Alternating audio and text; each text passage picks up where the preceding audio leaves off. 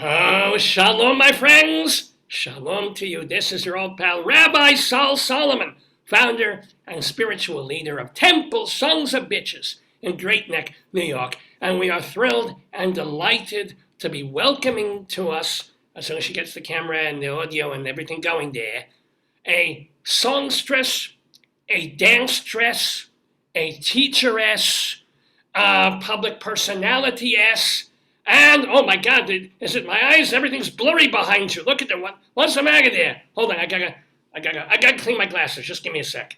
Hold on, this will take a moment. There we go. Let me just. Oh, now I gotta pull this out. Oh, God damn it! Hold on, no. All right, this is gonna be a problem.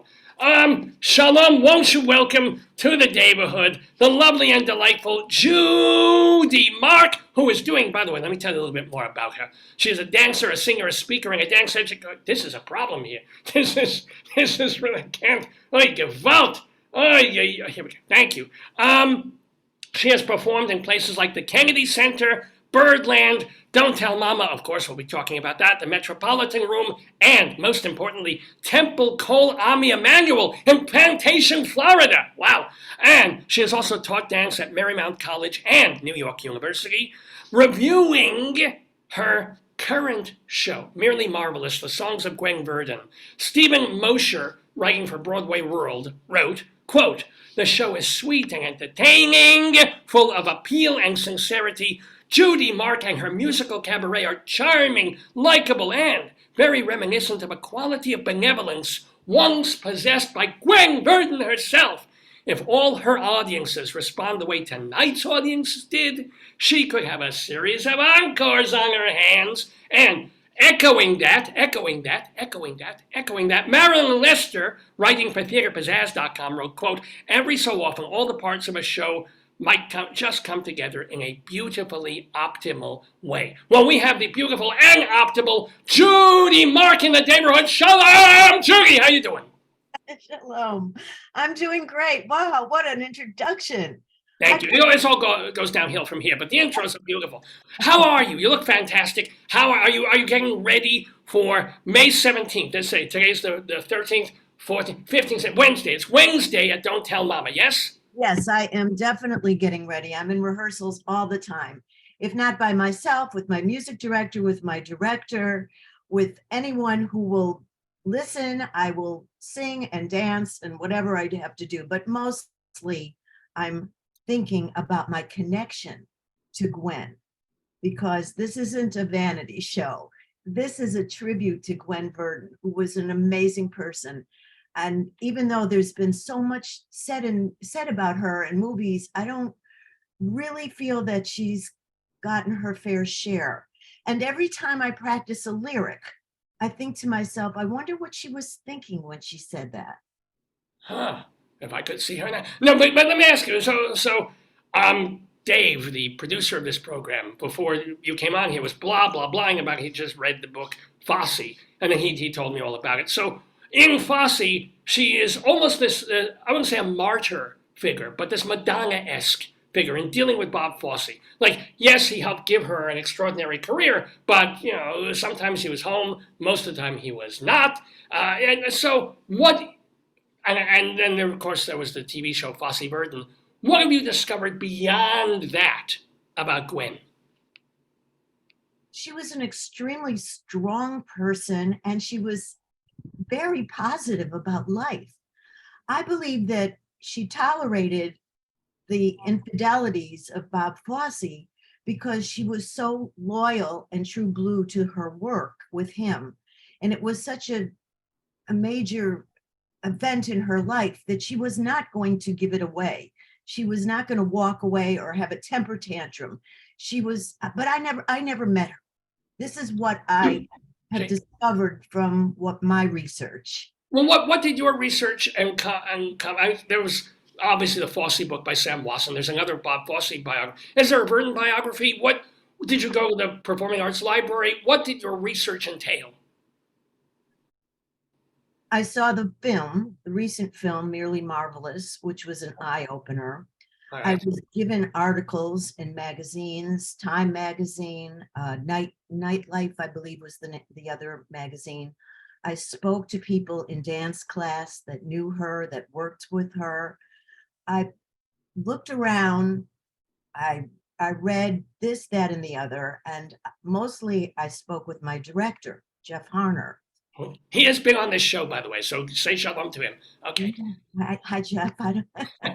I sent him the link, but he's such a busy guy. I don't know if he's watching this, but Oh, too busy to watch this program. Oh, well, excuse me. So, but no, Rabbi. We wouldn't even think of bringing that on to this scene. If it's recorded, I will yeah, you can share watch. it. Yeah, you must share it with. You know what? When you're at Don't Tell Mama, you do the show. Everybody applauds. You take a couple of bows, and then you hold everybody in the audience for 3 hours. Make them watch this program right there live at Don't Tell Mama on Wednesday night. You just do it. You'd be amazed. So one person will stay. It's like an Andy Kaufman thing. Anyway, let me ask you though, how, as opposed to some of the actresses and dancers and people of the past years, why did you specifically connect with Gwen Verdon as opposed to someone else? Because my director, Jeff Harner, felt that I had so much in common with her. He thought I sounded like her. I have some of the same vocal tics, as one reviewer said. And he felt that my personality was so much like her. And even that I look like her, but I don't think I do. It's a little bit, a little bit. Let me. Do you do the wop? Do you use your voice? Do you do a wobbly voice kind of thing? Well, I don't know what you mean, but when I do that, I feel like I have the phlegm like you, and I usually take a Mucinex, which helps a lot, by the way. That's her. I mean, it's you and her, but yeah, okay, you do it. You do that's the Gwen voice. My God. So let me ask you, when you were trained, because you've been a dancer for a lot of years, were you Fosse-esque trained? Were you more like Martha Graham trained? Who was when you were learning to dance? Well, one thing that Gwen and I had in common is we both had issues, skeletal issues, when we were younger. And both of our mothers, Gwen's mother was a dance teacher, and my mother was a piano teacher, both had us in early training. And some of the training that we had was in common. It was creative movement, ballet. For me, it was gymnastics. For her, it was Jack Cole. We were exposed to the same styles as we were growing up, but we had a love for dance, which made us creative beings. Like with my mother, that's how I bonded. There was no technique there. It was just feel the music. Well, but let me ask, did you ever audition for Michael Bennett or Bob Fosse or Stroman or any of those people? Did you ever, even a cattle call? Did you ever be in a room? Well, not for those people. No, I didn't, because I'm 5'2". At the time, I was 5'2". I think I'm 5'1" now. This happens. This Those happens to me. dancers had long legs. And even though I might be able to do some little movements with my hands and get some of the gestures, I was not going to fit into that. I knew that. So, But right, let me ask you about this. So, you're 5'2". You know this. You knew this when you were 15. So you knew it. Well, you were not going to get roles on Broadway as lead dancers in these shows. So you stayed though in the discipline. How did you make a go of it, of becoming a dancer singer in a world that doesn't look at 5'2" people and go, oh, they can dance? well, my parents started me off with that. They made a theater in the backyard when we lived in Skokie many years ago, out of a blanket with a clothesline. And when I realized that I could sell tickets to the kids on the block when I was 8 years old, then I knew I was in show business and there was no going back. But And there's a difference of being 8 versus going to university for it versus then starting a career. So basically, you were going to be a dance teacher, apparently, or a choreographer, maybe. I don't know. well, I did dance in modern dance companies along the way, but I wasn't making any money on that. So I knew that wasn't going to last too long. And I was married. I took a trip down that lane too. Oh, And And I moved around from Chicago to Florida to California. And then my cousin, who was a soloist with Martha Graham, told me, Judy, you got to get out of here. You got to go to New York. You've got to take the June course. And then I went to New York and I studied intensively the Martha Graham technique, which I absolutely love. And I credit my acting, my deep acting feelings from Martha Graham technique because Look, I'm just going to hold you right there because we have, people who watch this show, including myself, know nothing about dance. So when you say the Martha Graham technique, how would we can sort of, you say Fosse, you imagine something. You say Michael Bennett, you see a chorus line. What is the Martha Graham technique in a sentence or two? What is it? It's dramatic modern dance that was not on Broadway, but toured all over the world. It's a famous technique. It's built on contraction and release, which is a contraction and a release. Oh, I did that on my honeymoon. Yes. Once or twice, not since, but on my honeymoon. No, but so that's it. So it's like, and that explains the Oklahoma ballet and all those things. It explains anything that has to do with dramatic dancing. Yeah, because that's the way dancers communicate with their body. They're not always, hopping around. Sometimes they're feeling something deep, and sometimes they're happy. And it's the contrast in movements and the technical aspects of the technique, the Martha Graham technique, that gives a dancer the freedom and ability to express themselves. So you come out of this intensive exploration of Martha Graham with some kind of degree or certificate, and then what? What do you do with it in New York? No, this was in New York. I had already had a degree. But I wanted to study more in New York with the masters. I also studied intensive ballet classes with Alfredo Corvino, who was my cousin Diana Hart's teacher at Juilliard. And she directed me there. And I also studied with Zena Romette, who had a floor bar technique. I went from one master to another with my cousin's guidance. I wasn't just flipping around. She really guided me through the whole process. And the goal was to turn you into a teacher, choreographer, or what? Or to be in more dance companies? The goal was to be the best that I can be. And what I did with it was audition and perform in dance companies. And I did audition for Broadway, of course. Oh, which shows? What you can tell? Which shows? Well, it wasn't quite like which shows. There was a Broadway, whatever it was listed on the breakdowns. There's a call for this size. You have to be 5'10". I didn't go to that one. If you were 5'2", I went to that one. If you could sing a little bit, yeah, you go to that. I mean, I got into off-Broadway shows. What shows did you do off-Broadway? I'd love to. Well, this opens up a whole kettle of worms. But the one that's probably the most well-known was Let My People Come, Earl Wilson Jr. I didn't realize. Oh, okay. Do you want to explain? Let's not talk about that. Are you sure? I don't know. Well, we're talking about this and release. There you go. Well, I was the modern dancer. I was hired to be the modern dancer. And I got my equity eligible card from that show. But I was married at the time, and I didn't think that kind of show was appropriate for a doctor's wife. Well, first of all, none of my business, but it is my business. Were you clothed during that your solos? And I can tell right now. I know what the answer to that one is. Well, this was very well lit. Let's put it that way. In the shadows, like an Isadora Duncan figurine. Oh, all right. And it was very classy. And I was willing to do that because there have been so many dancers over the ages that were not shy. They thought that they were just part of art, like the statue of David. I mean, he's not clothed. Nobody's saying, "Oh, look at him," you know. Well, I do. I do. And when I saw it, I was in Italy. I was like, holy crap! Well, I wish I was that big, But no, it's everywhere too. Right? No, no. You're talking to someone who saw Old Calcutta 17 times. It's just for the comedy. But all right, so you did that off Broadway show. I guess that is the can of well, men having the worms. But what else? Did you do other off Broadway? Because that's the best known. What else? What other shows?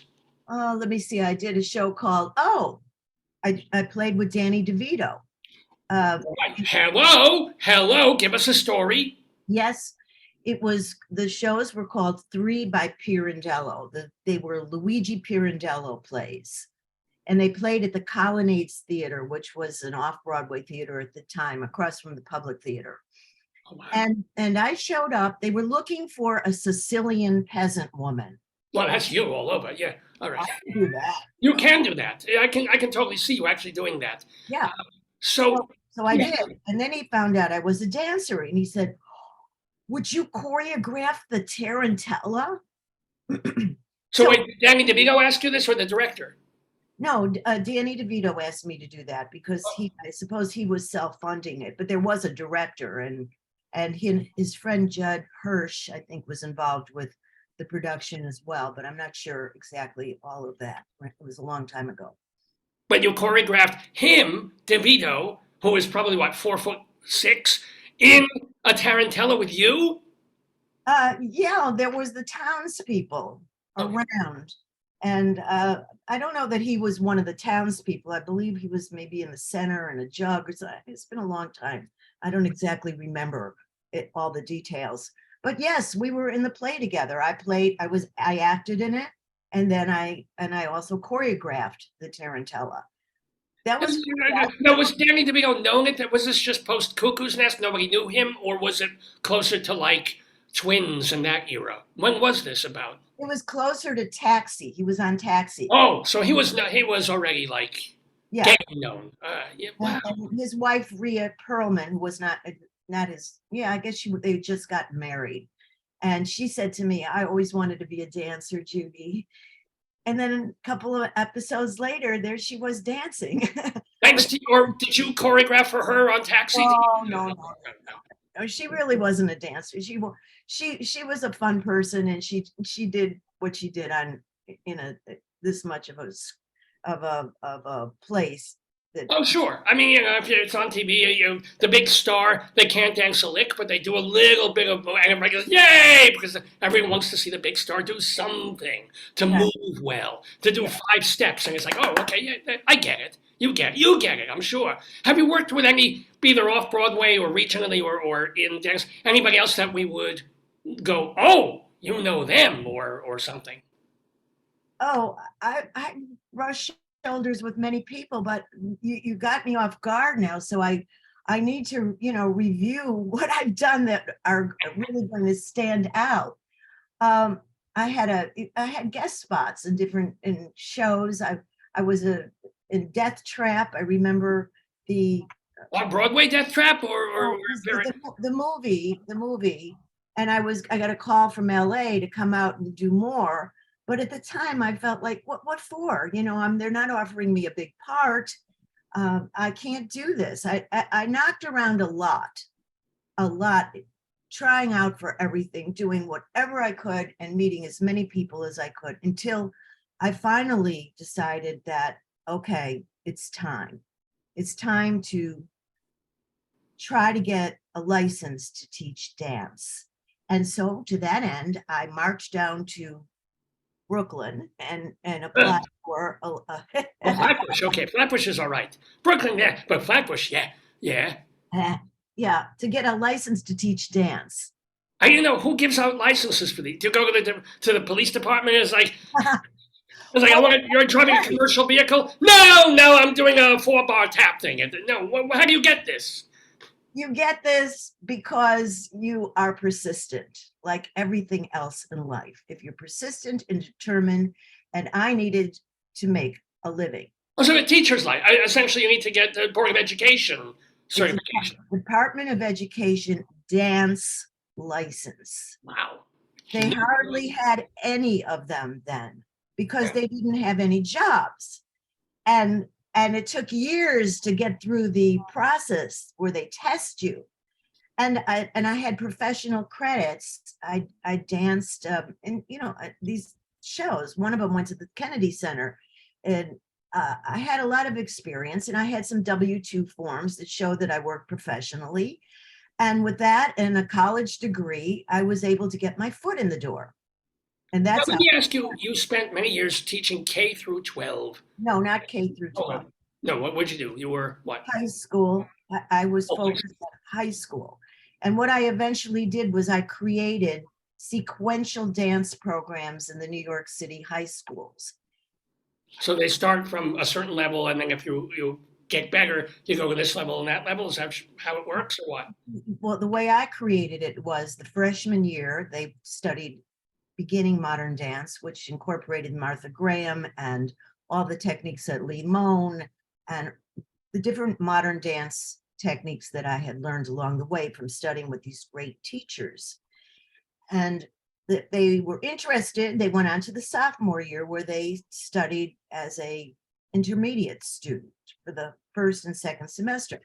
The junior year, they took ballet for a semester, and the second semester, they took jazz. And Same people.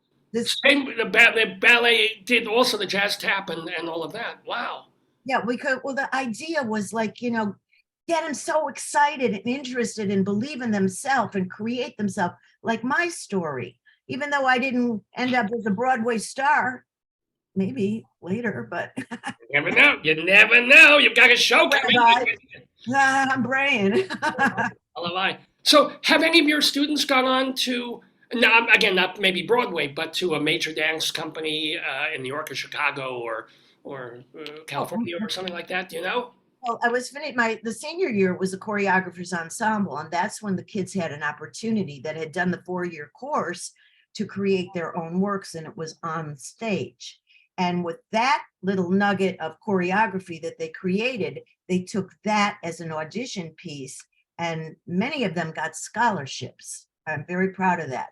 Not only at scholarships at Martha Graham, but at Long Island University. In fact, I got a big plaque, Dance Teacher of the Year, one year. Where is it? Show it. Come on. I don't have it with. If it wasn't all blurry behind you, we'd probably see it. Or no, maybe not. No. Oh, it's blurry because I don't want you to see my bedroom. Oh. I've seen it. No, I'm kidding. It's a little comedy. By the way, I want to remind people we're talking with JUDI MARK, and you can see her show. It's called Merely Marvelous, the songs of Gwen Verdon. You can see it both this Wednesday, the 17th, and also next Wednesday, the 24th of May. It's at Don't Tell Mama, which is over on West 46th Street between 8th and 9th Avenue. 7 o'clock is the curtain time. Tickets at Don'tTellMamaNYC.com. It's a double Tina. Don'tTellMamaNYC.com. Or, of course, go to her website, JudiMark.com. She spells it, I don't know why, but it's JUDIMARK.com. So get your tickets. Go see this. Because you've been working on, I know you say you're still rehearsing and working. You've been doing the show a couple of times in a couple of places already. It's been reviewed. So what are you changing? What's new? I'm just getting deeper into Gwen and understanding the lyrics and working intensively with my music director, Ian Herman, who I asked one thing, just make me sound the best I can be.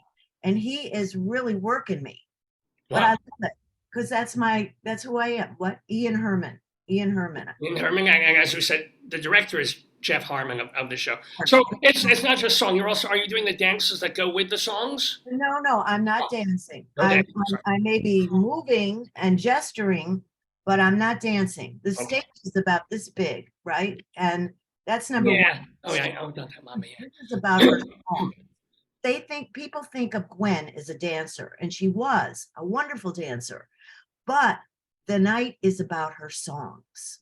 So what songs, a couple of them, you don't have to give the whole game away, but what Gwen Verdon songs are you going to be doing in Merely Marvelous? A Little Brains, A Little Talent. Do you know that one? A Little Brains, A Little, well, you do it better than that, yes. Well, of course, my friends could see me now, but let's see, the Ain't Misbehavin'. She sang that on her solo album. Oh, okay. Whatever Lola wants, Lola gets. Primitive Man, Find Me a Primitive Man. Of course, my favorite section of the show is the Roxy Hart section. I love that. Funny Honey, Roxy, her monologue. Oh, I just like, just bite into it. It's so much fun. It's so interesting. And it's interesting to me because I can be contrasting with my personality. That's what I love about it. It's not one level. And Now, I love the funny. well, let me also ask you, because this is your fourth, I think, solo cabaret kind of show. You've done some others that are more autobiographical and things, including one where you mention that you went, haha, true, but funny, but true. You went from hip to hip replacement. So, Dave, the producer of the show, he once interviewed Bebe Neuwirth a few years ago, and she talked all about the hip and the thing, and how was it with you as a dancer person and just as a regular person to have one hip and then the other hip done? Well, it's interesting that you mentioned Bebe, because Bebe and I were in ballet class together with Alfredo Corbino. Now, when I asked you if you knew other people you brush, I guess this is someone you brush shoulders with, is Bebe Neuwirth. Wow! Yeah. She said to me, Judy, be more athletic, because I was already hurting with my hips. I mean, do you know how much wear and tear it takes when you're teaching 5 classes a day, 5 days a week, every day, and then going and moonlighting at Marymount College and taking a ballet class besides that? Do you know how much wear and tear that is on a body? Oh, I put up with it for years, and then I just couldn't take it anymore. So what is her hip made? Is that titanium? Is it just fused in a different way? What can they actually do?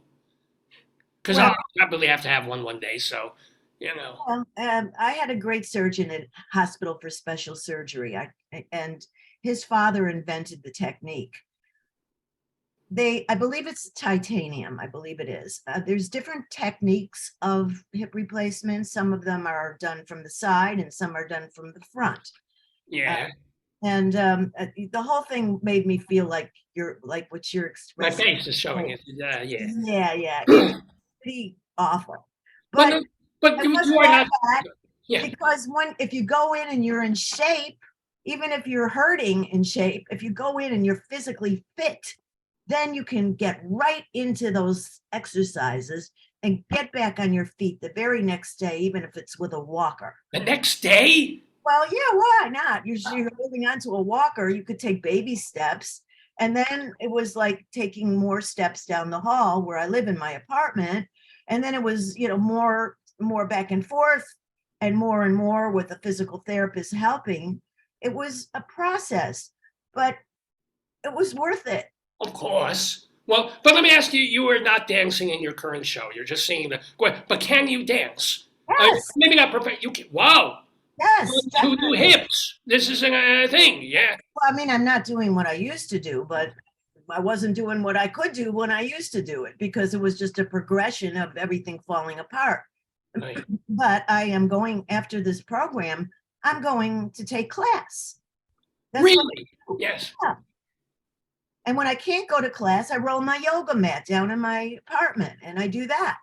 Build that strength.